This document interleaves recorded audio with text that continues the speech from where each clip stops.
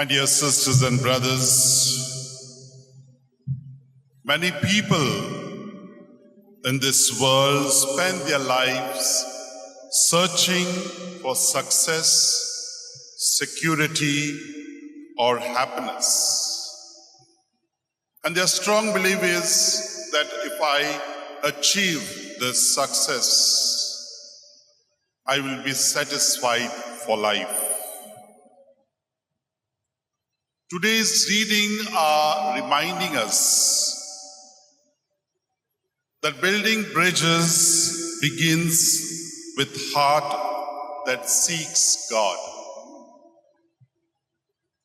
In the first reading, we have heard,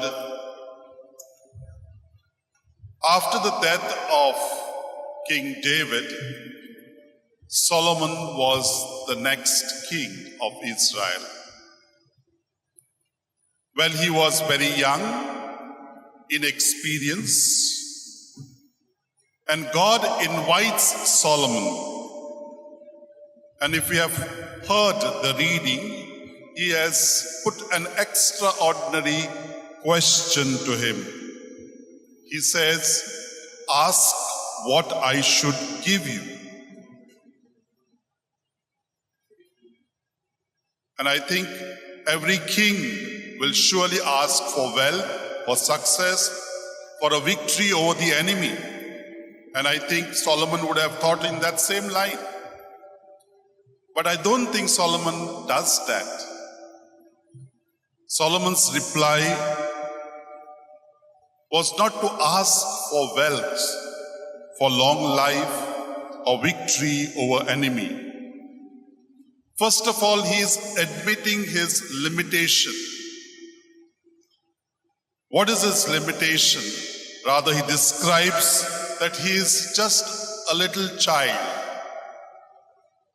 And he's not talking about age here. He is little child because he recognizes his leadership beyond his own ability. He had that humility to accept that and ask God for this request. And the request was, he asked for a listening heart. Very, very important. In today's world, we are so busy, we don't even have time to listen to ourselves.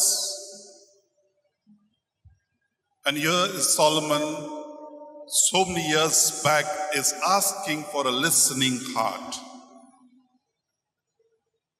In Hebrew, it is called Lewe Sumeah, which means, in English, understanding mind. Or literally in Hebrew, the expression is a heart that listens. He's asking for the ability to listen deeply, first of all, to God and to his people. Because that will lead him on to make a right judgment. That will lead on him to make a proper discernment and be a good king to his people. In other words, he's asking for wisdom to discern what is right. If you look at the life of Ignatius also, this is what was the heart of Saint Ignatius of Loyola. That is, to seek God, God's will above all else through discernment. As we say, wisdom begins not with speaking, but with listening. And we see Ignatius was seeking God's will in his life. Before God made Solomon a wise king, he made him a good listener. Solomon, knowing his limits, seeks divine guidance to serve others well. Today, all of us, God is calling us. Calling through these words of God, through his values, to his teachings, etc., to cultivate this listening heart. We are invited to abide in Christ, in his teaching, in his values.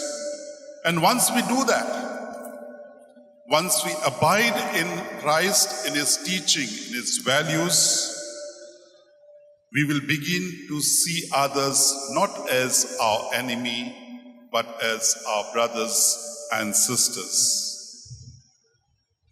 It will slow us down. It will free us from acting impulsive and open us to God's quiet guidance.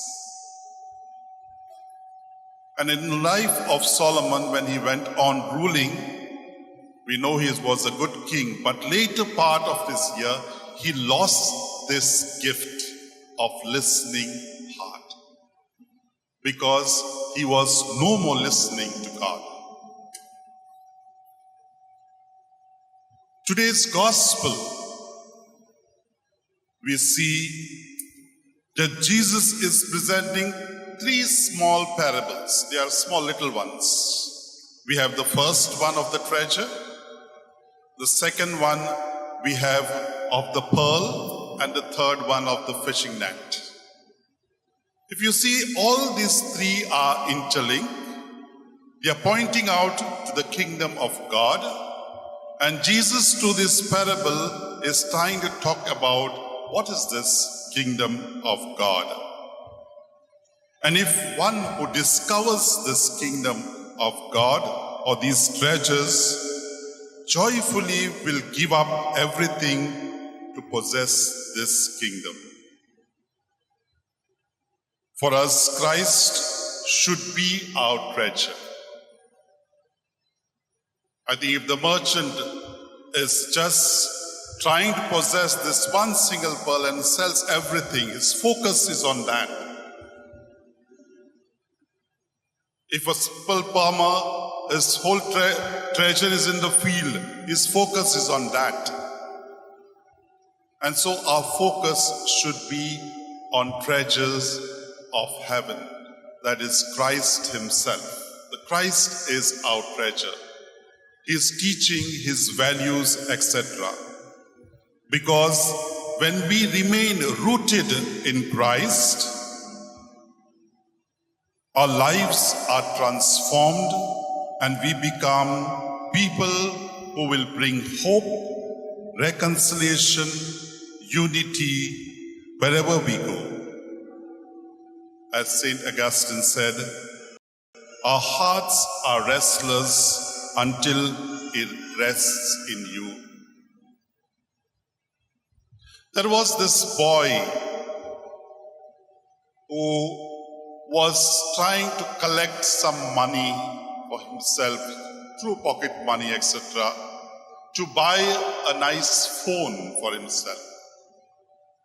And when he bought it, after collecting enough money, he was very happy, joyful. Over the years, this phone has become quite old, and then he was not that happy with the phone because, as usual, he would like a new model, something different. And so he was trying to see how I can get the new phone. One day, the college had asked the students to spend 1 hour as an outreach program in the Home for the Aged, to go and meet the old people. And so this boy, who was a college-going boy, he had to spend that hour, and so with his other classmates, they go to the Home for the Aged, they spend time, they speak to the people, they listen to the old people there. As they have finished and they were coming back home, one of the old men went to this boy and said, "Thank you for listening to me." The boy came back home, and when he was going through this experience and reflecting over it, These words jarred in his mind. And deep down, there was some joy and happiness with him. And he says that this mobile of mine had not brought that happiness to me that I am feeling now. This has made a difference to his life. And surely, when we focus on Christ, when we abide in Christ and in his values, you see the transformation that takes place. And this is what we require in today's world. Our world today marked by division within families, communities, and nations. You have heard in the paper recent demonstrations that is going on. The young voicing out their voices. They are asking for justice. Are the leaders ready to listen to them? We need to inculcate this listening heart so that we will be able to bring in justice and peace to all.